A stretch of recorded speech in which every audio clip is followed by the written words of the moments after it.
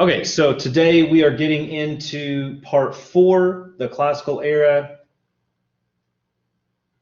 That's not what I clicked on. So if you go to the part 4 folder, you've got your instructions here. This week looks exactly, or these 2 weeks look exactly like the last 2 weeks as far as the timeline is concerned.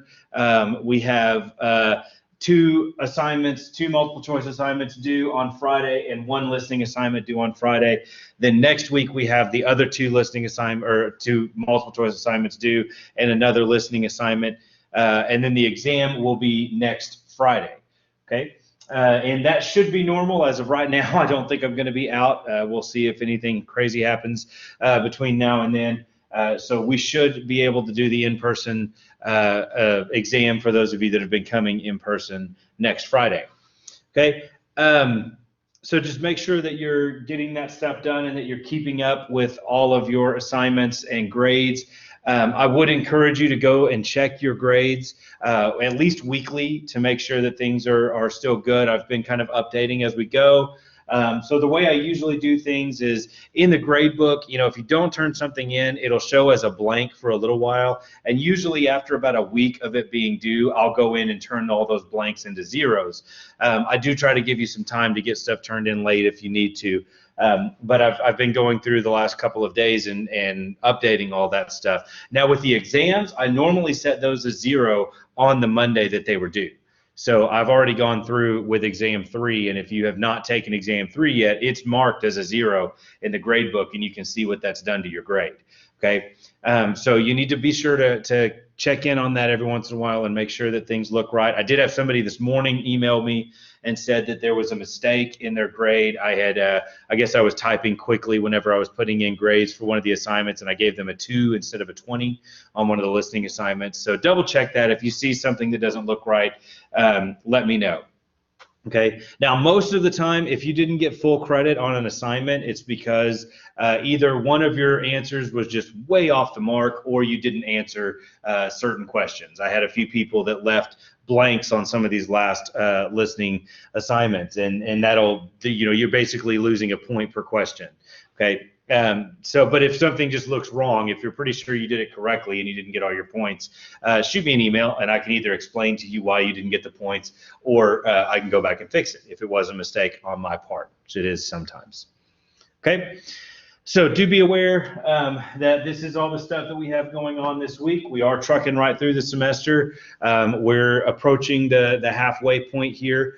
So next session, the next era we get to is a 3-week long section, so it will loosen up a little bit, although there's a lot of chapters in part 5. There's something like 21, 22 chapters in part 5. So there's going to be there'll be the same amount of assignments and stuff that you have to do over the course of those 3 weeks, but you will have a little bit longer before that exam. Okay.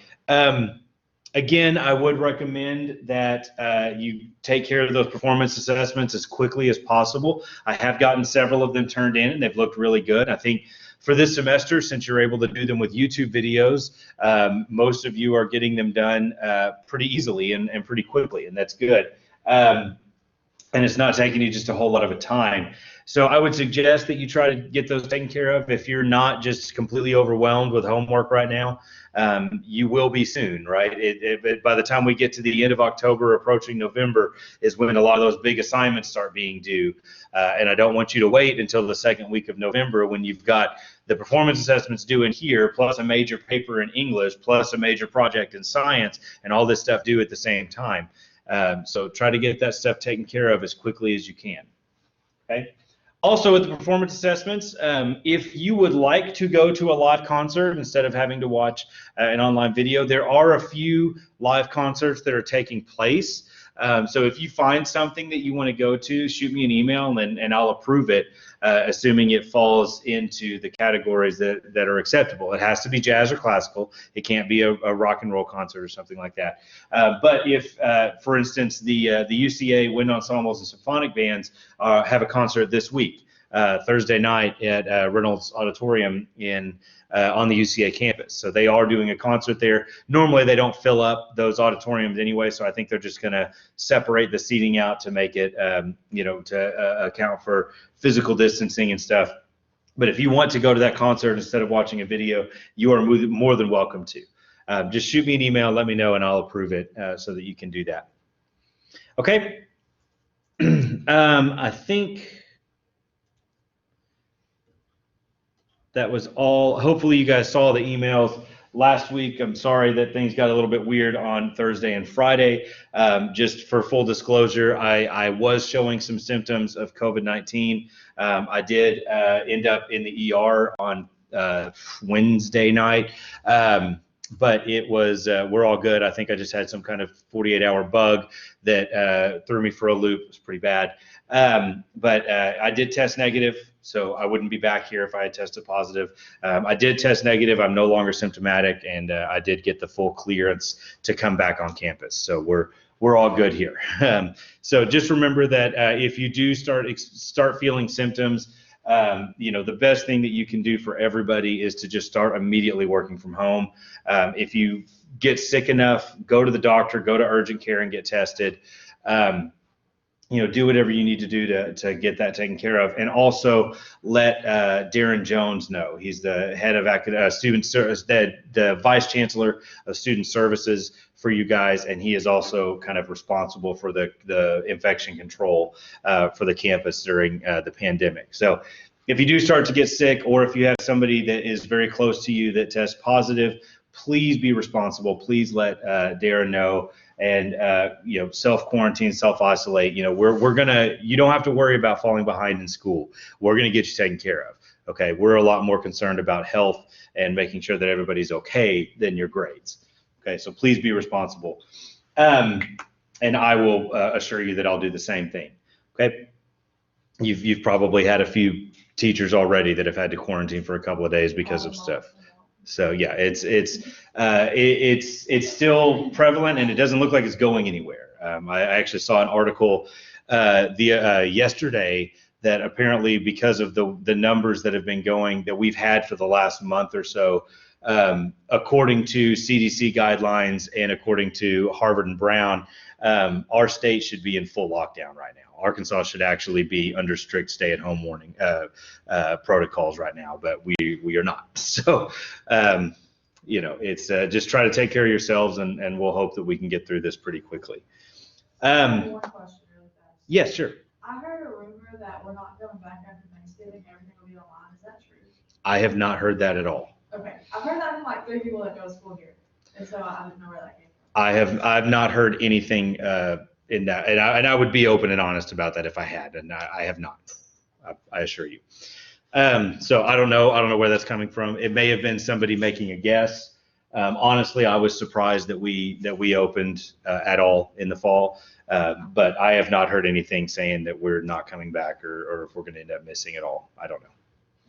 Okay. None of that stuff is my decision anyway. So, okay. If there are no further questions, then I would like us to go ahead and get started into the classical era, so that we can kind of move along. So like always, we're going to start kind of slow getting into this. Today's going to be a lot of just what's going on in the classical era. And then we'll get into actually studying composers and listening to some music over Wednesday and Friday.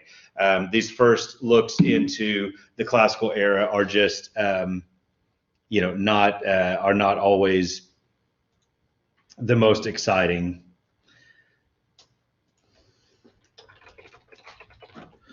Okay, so the classical era, this is where we see a big shift in music. So the classical era, we say it happens from about 1750 to about 1820. So this is one of the shorter eras that we're going to look at. Actually, these next two, before we get into the 20th century, are both fairly short. They're 70 to 80 years apiece. So the classical era is a brief era. It's a brief break from what we saw in the Baroque era. And the reason we kind of give it its own era is because music changed so much during this short time span, 50 to 70 years. We had a lot of stuff happen, and we have three of the most important composers in music history that are writing during this time period.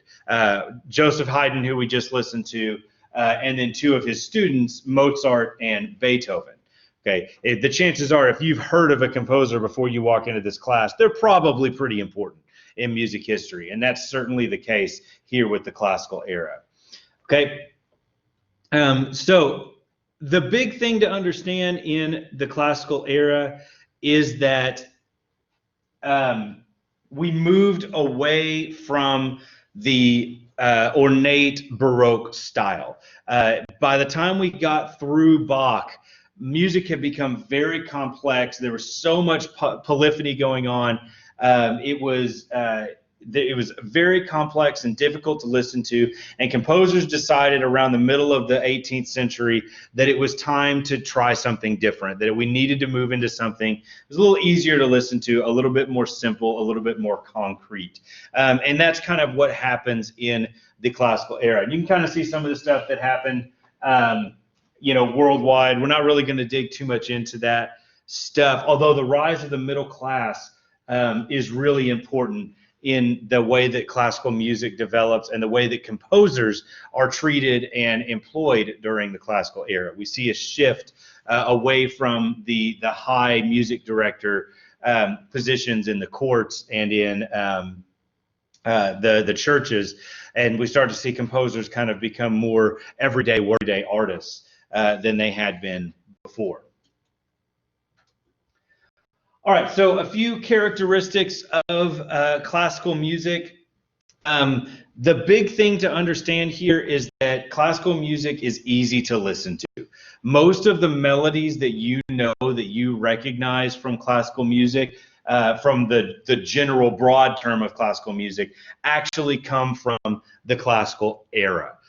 Even going to like Twinkle Twinkle Little Star was actually written during the era. It's based on a Mozart tune from this era. Okay. We do see contrasts of mood become more prevalent, whereas in the Baroque era, you would have an entire piece or an entire movement that kept with one mood or one emotion through the entire piece. In the classical era, we start to see shifts there. We start to see these dramatic changes within movements or within the piece to add interest to the music. We do start to see rhythms become more flexible. We're not focused on one rhythmic idea throughout an entire movement like we were in the Baroque era. Texturally, most of the music during this time is homophonic. We move away from that complex polyphony that we had before. There are some moments of polyphony where we have a couple of melodies going on at the same time, but for the most part, it is homophonic. You have an accompaniment, you have a chord progression, and then you have the melody on top of that. So that's where we get that idea of homophony. Most of the orchestra is playing, a chordal accompaniment while one group of instruments is playing a melody on top of it. Okay. Melodically in the classical era, as I said, everything becomes easy. These are very tuneful melodies that you'll recognize, that you've heard before. We're going to listen to that. Those kind of melodies that we just remember a lot of times are coming from the classical era. We also start to see composers in the classical era that start borrowing melodies from folk music, from popular tunes of the time. It's the first time that we really see that heavily used. In the Romantic era, that's going to become very popular. But during the classical era, we are starting to see that as well. Dynamically, we start to see dynamics used to express the emotion. These dynamic contrasts are giving us these different emotional feelings when it's big and loud and bombastic versus when it's very soft and delicate. You feel the different moods there. You feel the different emotions in the music there. We also start to see a wider use of gradual dynamic changes. Those crescendos and decrescendos that we talked about early on become prevalent during this time period. And we also start to see the development of the piano. And that's really where these dynamic changes come from. The reason that the piano is called the piano is because it was the first instrument that could play both soft and loud. It was actually called a pianoforte. It was the first keyboard instrument that could do that. With the harpsichord, you were kind of stuck at one dynamic level. It all pretty much sounds the same. But with the piano, you could play more delicately on a piano, and then you could play very loudly on a piano.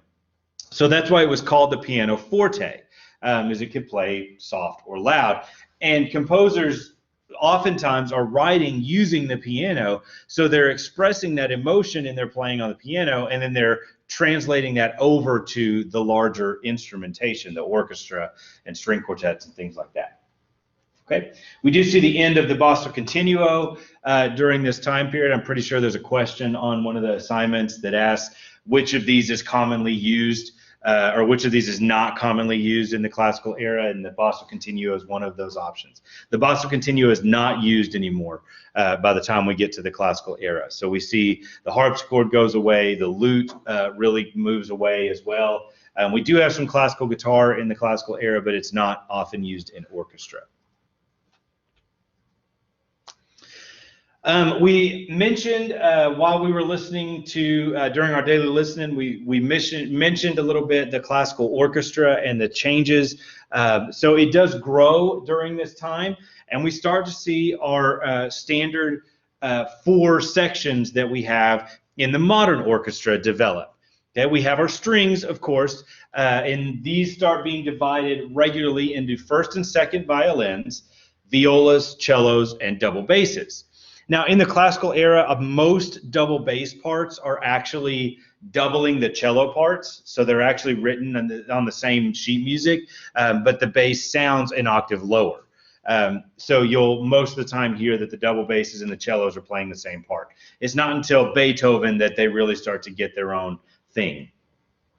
In the woodwind section, we see the flutes, the oboes, the clarinets, and the bassoons become a regular part of the orchestra, usually 2 of each of those instruments. The clarinet is one that develops during the classical era. It was not as prominent in the Baroque era. It had just been invented. And we see classical composers really jump on the clarinet. They absolutely love the instrument, and it becomes very popular, especially with Mozart. Mozart loves the clarinet and writes with it a lot. We start to see brass instruments used in the orchestra, as we mentioned. A lot of times we'll have 2 French horns and 2 trumpets. By the time we get to Beethoven, towards the end of the classical era and moving us into the 19th century, we'll start to see the brass expanded a lot. We'll add up to 4, sometimes all the way up to 8 horns, 4 trumpets, 3 trombones, sometimes even a tuba later on. So we're going to see that develop during the classical era. And then in the percussion role, most of the time in the classical era, especially early on, we just have a timpani player, a timpanist with 2 timpani, with 2 drums.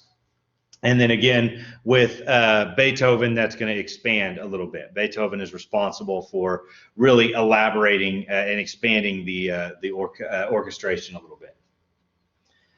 Composers are really big on tone colors during this time period. Hopefully you remember when we talked about tone colors before, we're talking about the different instrumentation and the different sounds that having different instruments creates. So with Baroque music, yes, we had started signifying that we wanted specific instruments to play specific parts, but composers really start to explore those individual colors within the orchestra during this time period. You might hear a melody in the violins, and then you'll hear the same melody being played by just the flutes. And it's that contrast of tone that is really what the composer's going for there, and the emotion that comes with that. So you'll start to see these weird combinations of instruments playing at the same time. Instead of all of the strings are playing, now all of the brass are playing. Sometimes you'll see, 1 viola and 1 oboe playing a melody together because the composer wanted to explore what that sounded like. And each section during this time period tends to have a special role. something that they do during this time period regularly in the music. The strings are the most important. They are the core of the orchestra. Most of the time, the violins have the melody. That's just kind of how composers in the classical era write. The woodwinds add a little bit of contrasting tone. Sometimes you'll hear the melody again in the woodwinds to give it that contrast. The horns and trumpets are usually there for the loud passages, to bring that power, to bring the accents in there. They're not often going to have the melody. We do still have trumpets, for the most part, are using natural trumpets during this time. So it's more difficult for them to play melodies during this time, although we do see that change later on. And the timpani are usually there for the emphasis, to add that little bit of rhythmic drive and bite to the piece of music. All right, so classical forms. This is one of the more important parts of the classical era as we start to see some new forms. So you're going to want to take note of these different forms. As I start to ask, what is the form of this piece? These are the things that we're going to look at. So first of all, we have multi-movement pieces most often in our instrumental music, and generally those contrast in tempo and in character. Now, if you remember, the Concerto Grosso most often had 3 movements, and they were fast, slow, fast, right? I told you to remember that. In the classical era, we're going to expand that to 4 movements for most of our instrumental works, and we're going to have fast, slow, fast, but after the slow movement, we're going to insert a dance movement that we most often call a minuet, which we'll talk about here in a little bit. Okay, so fast, slow, dance, fast is generally what we're going to see with string quartets, with concertos, with sonatas, and with symphonies. That's usually the way we're going to see the movements laid out. Okay. And our movements are going to use different forms. The first movement will most often be in what we call sonata form. And then the second movement sometimes will be a theme and variation. The third movement will usually be a minuet. And the fourth movement will a lot of times be a rondo. And we're going to see these forms used pretty regularly by composers. They kind of get into a mode. Haydn symphonies are almost all using kind of the same blueprint, although they do all sound very different. But when you're writing 104 different symphony, you're probably going to follow the same formula for those all those different symphonies. And usually we see that within the movements, we have a lot of contrast. We have different themes that show up. Whenever we analyze from a theory perspective, music of the classical era, most of the time we look at the individual movements and we say, okay, this is the main theme of this movement. We're not going to usually see that theme repeated in the later movements. So each movement is going to have its own ideas, its own themes that the composer is trying to get across. And usually each movement is going to have an ending to it. It's going to feel like the tension is resolved. In the Baroque era, the movements were not always standalone. Sometimes they felt like they needed to go on. In the classical era, they're almost always standalone movements. You'll have an actual ending to that movement before we move on to the next thing. And we'll dig into those forms into a little bit more detail here later on. Okay. So talking about this chapter really talks about how composers work and how music is written and the shape that we see musicians and composers take during this time, the way that they're writing music, the way that music comes to be during this time period. Okay, we have a lot of changes in society throughout the classical era, from the middle of the 18th century into the early 19th century. We're going to see some shifts in society. We talked about that rising middle class. We're going to see a lot more public events and public opera houses and orchestras like we have today. We have the Arkansas Symphony Orchestra, we have the San Francisco Symphony, the New York Philharmonic. All of these major orchestras are usually sponsored in some part by the government. They're part of an arts endowment or something like that. Although they also get their money from, of course, ticket sales and private donations and things like that. So we can look at the three main composers of the classical era and kind of see that shift in the way that composers work. So Haydn, early in the classical era, was very similar to what we saw with our Baroque composers, with people like Bach and Handel. He worked for 30 years with one family as a court composer for the Esterházys, for this major aristocratic family. And he had high status because of that. He was technically a servant for that entire 30-year span, but he was treated very well, and it was very much a classical style. Haydn was very old school. And that was kind of his thing. He didn't like a lot of the changes that were happening. In fact, he heavily criticized Mozart and Beethoven as they became their own composers for some of the decisions they made. He was a very, very conservative composer and kind of kept that with that old style of, my job is to work for a court and to work for one family and to provide music that way. Mozart started as a court composer because that had been the tradition before him, but decided he wasn't okay with that because he didn't like being told what he could and couldn't write. One of the downfalls of being a court composer is that you were writing music but to order pretty much all the time. The aristocracy was telling you, okay, I need an opera. We're going to have this big event and I need an opera. We're going to have dinner, so I need you to write a concerto grosso or a string quartet for this dinner. So the composers were pretty much always writing what they were being told to write. Mozart, and we'll talk more about Mozart's kind of independence as we go along. He was somebody that did not like taking orders from anybody. He was very independent and very loudmouthed about it. And he actually was very unsuccessful at court because he would write something, and if the whoever he was working for didn't like it, he would fly off the handle about it and tell them they were stupid and didn't know anything about music anyway. And it turns out that that's not a great way to keep a job. So he was pretty much dismissed from court early on, tried to go freelance, had a little bit of success in Vienna, but pretty quickly fell out of favor, and that's mostly because of his personality. People didn't like Mozart. He was seen as arrogant and childish and rude, and deserving so. I mean, his personality was very crass, and that was really his downfall. As an independent musician in that kind of middle part of the classical era, you were reliant on people wanting to pay you to write music. Right? It wasn't necessarily that you were working for one aristocratic family, but you were expected to provide music that people wanted to pay for, right?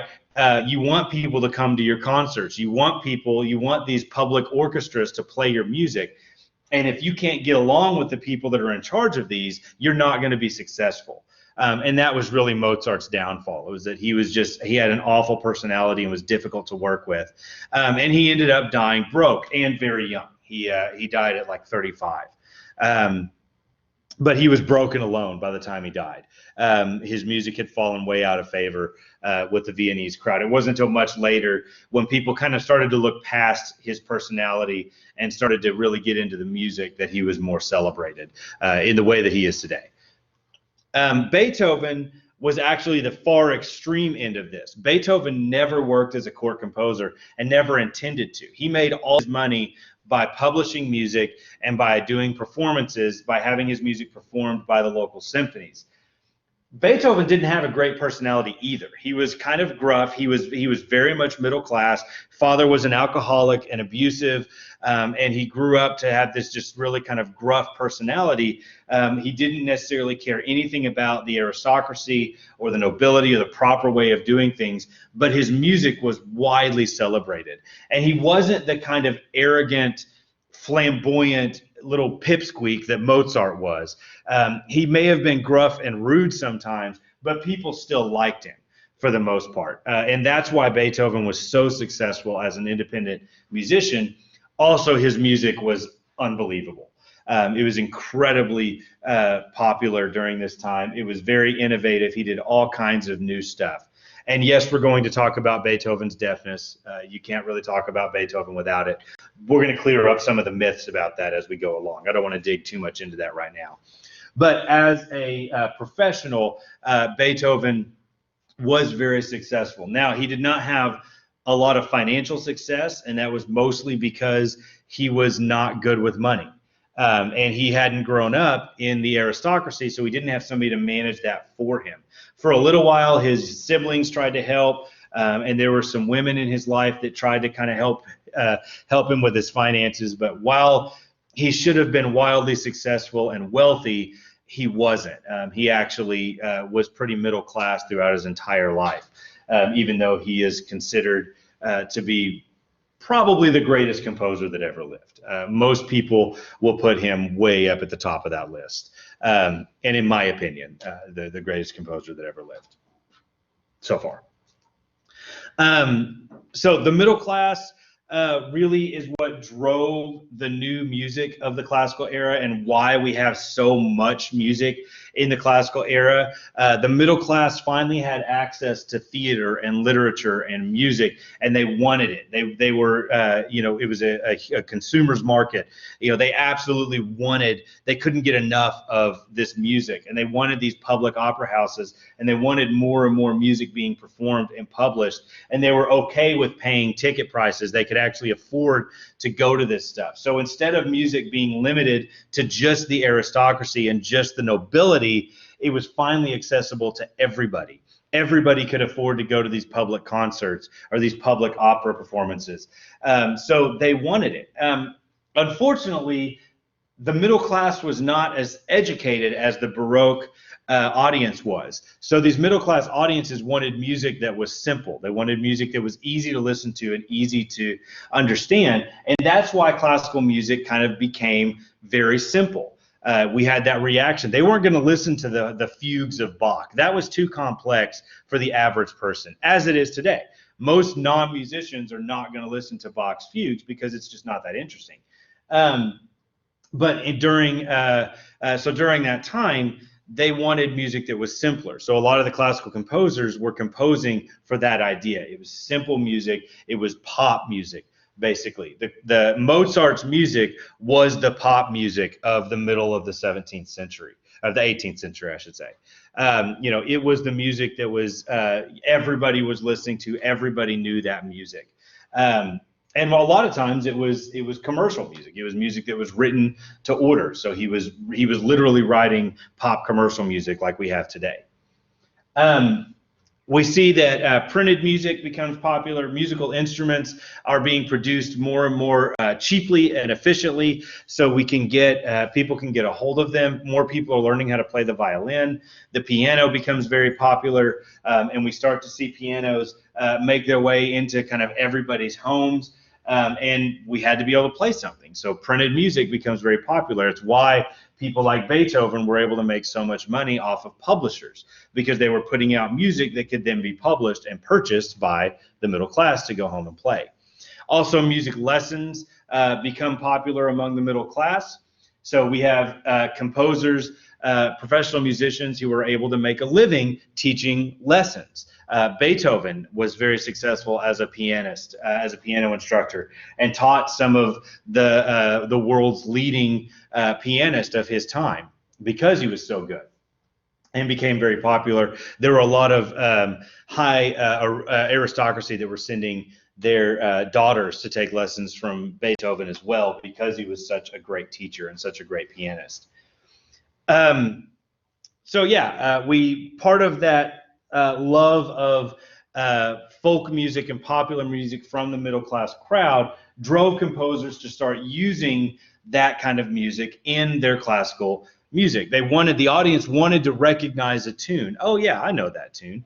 And that's why it's similar to if you are listening to American band music from the early 1900s, you'll hear a lot of things like Yankee Doodle and